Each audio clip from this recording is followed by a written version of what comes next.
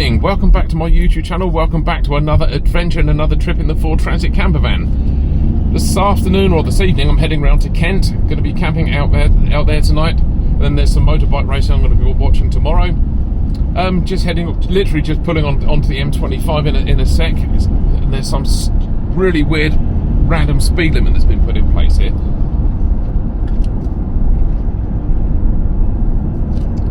Yeah, there's this. Yeah, there's a temporary speed limit on here that's been running for a couple of weeks now. Speed limit's enforced for a systems test, so yeah, everyone has to suffer while some software engineer does their beta testing. But no, I'm probably just pulled onto the M25. Just going to pull into Clackett Lane because I'm absolutely bursting for a pee. But need to get some bits for some food for dinner tonight.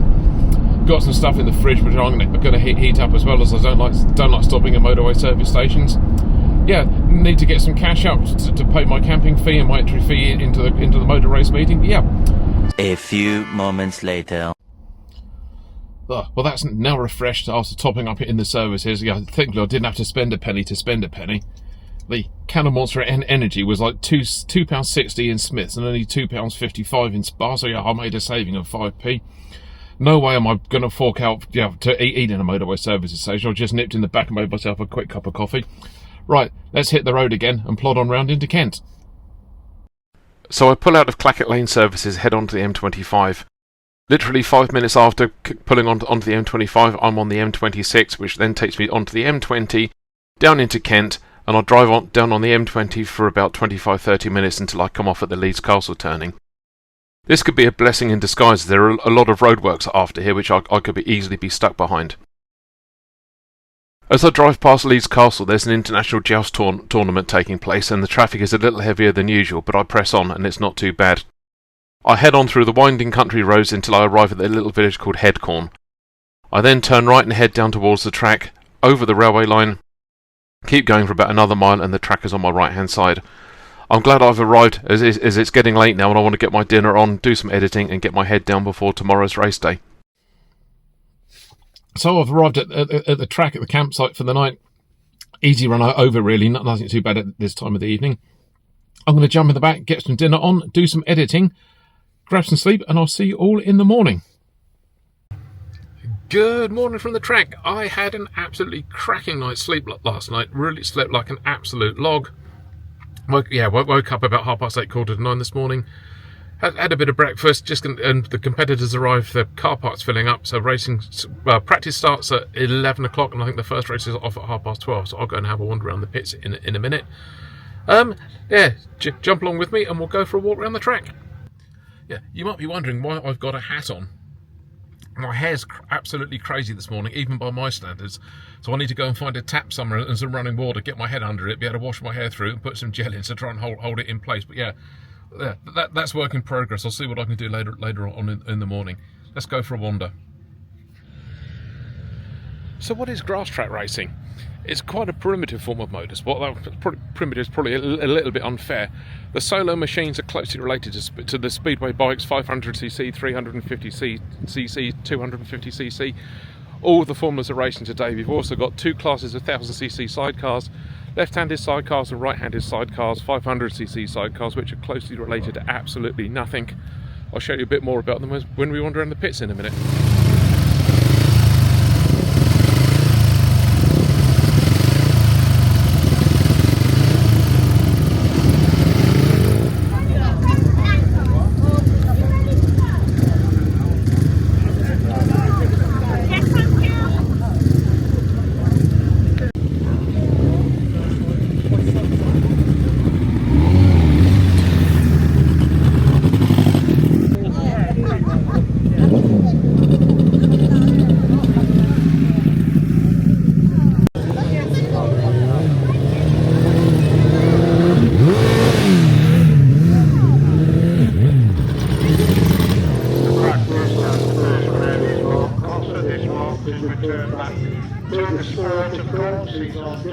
Different equipment, different engines, everything is brand spanking new there, so the Masters champion at the on his own.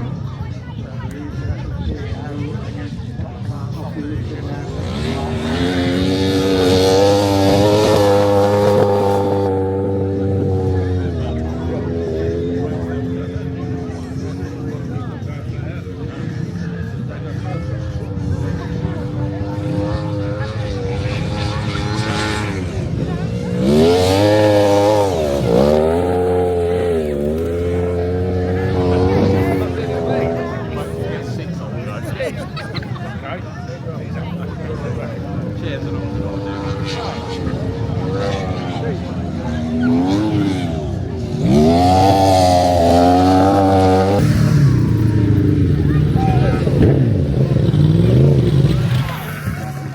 A few moments later.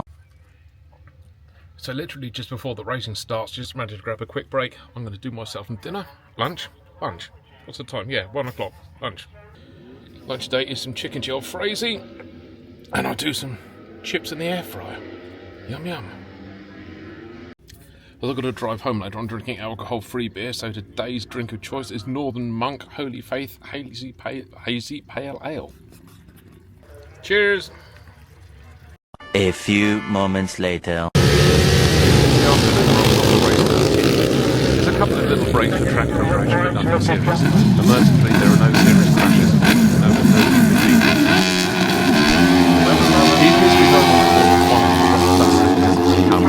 There's an interval under the raffle is drawn, and unfortunately I haven't won first prize on the raffle.